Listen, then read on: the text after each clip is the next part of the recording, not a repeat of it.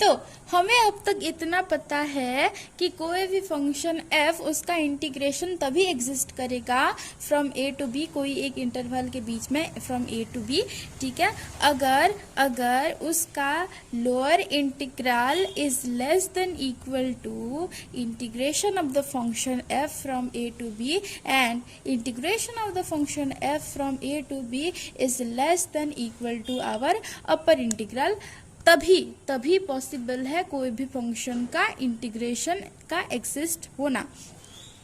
Integration of the function f dx from a to b exist, इसका मतलब है this function का integration exist, यानी कि it's means that this implies that the function f of x is bounded and integrable over the closed interval ab। अगर हम कह रहे हैं कि कोई एक फंक्शन इंटीग्रेबल होगा एक इंटरवल, एक closed interval a to b में, तो इसका मतलब ये है कि जो फंक्शन है वो बाउंडेड और इंटीग्रेबल होगा उस इंटरवल के अंदर। क्लियर। अभी एक एग्जांपल करते हैं। Example 1 क्वेश्चन है that a constant function k is integrable. Show that a constant function k is integrable and integration of the function k dx from a to b is equal to k into b minus a। ये तो हमें पता है कैसे है, ये इसका formula पता है, लेकिन अभी हमें इसको प्रूफ करना है कि यही होने वाला है। ठीक है, अब ये प्रूफ कैसे करेंगे हम? हमें गिवन क्या है कि ये जो k एक फंक्शन है, ये फंक्शन जो है f of x, यहाँ f of x क्या है? here f of x is equal to k, where this k is a constant। ठीक है, यानी हम x का वैल्यू कुछ भी पुट करें, हमें आउटपुट में बस क्या मिलेगा? हमें आउटपुट में बस y is equal to k मिलेगा।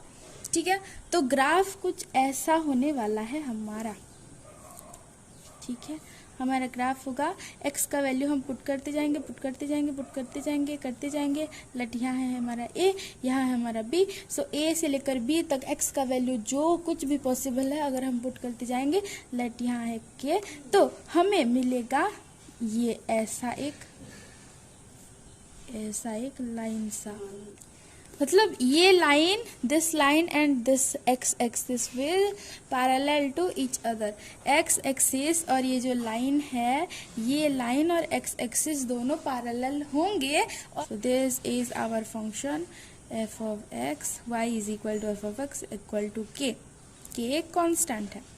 ठीक है, तो this is here our function और इसको हमें इंटीग्रेट करना है, यानी कि एरिया अंडर दिस कर्व बाहर निकालना है। एरिया अंडर दिस कर्व क्या होगा? This into this. ठीक है, अभी इसका हाइट तो k है पता है, और इसका वैल्यू होगा b माइनस a। ठीक है, तो डायग्राम वाइज तो हमने ये प्रूफ कर लिया, लेकिन हमें लिखना भी है, तो लेट्स प्रूव दिस। ओके, सो कोई भी फंक्शन इंटीग्रेबल तभी हो सकता है अगर वो डार्बक्स कंडीशन ऑफ इंटीग्रेबिलिटी को सेटिस्फाई करेगा, जो कि कहता है lower integral is equal to integration of the function f of x dx from a to b and which is equal to upper integral। और अभी हमें lower integral of the function F of X और upper integral of the function F of X with corresponding to a partition P ये बाहर निकालना है। और हमें ये this is equal to this and this is equal to this ये अभी हमें प्रूफ करना है। ठीक है, देखो दिस यानी कि के इंटू बी माइनस ए का वैल्यू हमें चाहिए। ये जो एल पी एफ है यानी कि लोअर इंटीग्रल और अपर इंटीग्रल दोनों का वैल्यू के इंटू बी माइनस ए लाना है हमें। ठीक है, to show that lower integral is equal to upper integral is equal to K into B minus A. Okay, ठीक है, so L P F let P is equal to partition of this interval of the closed interval AB is equal to x naught is equal to A, x1, x2, x3 up to xn where xn is equal to B. ठीक है, then our LPF is equal to summation of xi del xi into k del X I into K for this function F of X equal to K. यही होगा for I varies from 1 to n। ठीक है, L P F is equal to del X one into K. अब ये हमने small M आई की जगह हमने के क्यों लिखा है? क्योंकि क्या here for this function F of X is equal to K the infimum is equal to the supremum is equal to K. ठीक है, M I is equal to K, small M I is equal to small M I is equal to capital M I is equal to K where I varies from 1 to n for this function F of X equal to K. सो हमने इसीलिए M आई की जगह के लिखा है। ठीक है, तो हमारा एल पी एफ बन जाता है L P F is equal to del X one into K plus del X two into K plus del X three into K ऐसे ऐसे ऐसे करके डेल एक्स एन इंटू के। ठीक है, तो हमने जितने भी वैल्यू x के पुट कर लिए हमें बस एक ही वैल्यू मिल रहा है जो कि है k। तो सारे के सारे सब इंटरवल इस जो क्लोज्ड इंटरवल है इसका सारे के सारे सब इंटरवल में जो सुप्रीमम और इन्फिमम होगा that is equal to k। Therefore here when we are calculating LPF हमने mi स्मॉल mi की जगह k और कैपिटल mi की जगह भी हमने k लिख लिया है। ओके, तो the set of LPF the set of lower sum उसमें सबसे बड़ा वाला नंबर यही होगा that is k into B minus A. और उसी तरह सेट ऑफ अपर बाउंड में सबसे छोटा वाला एलिमेंट भी होगा।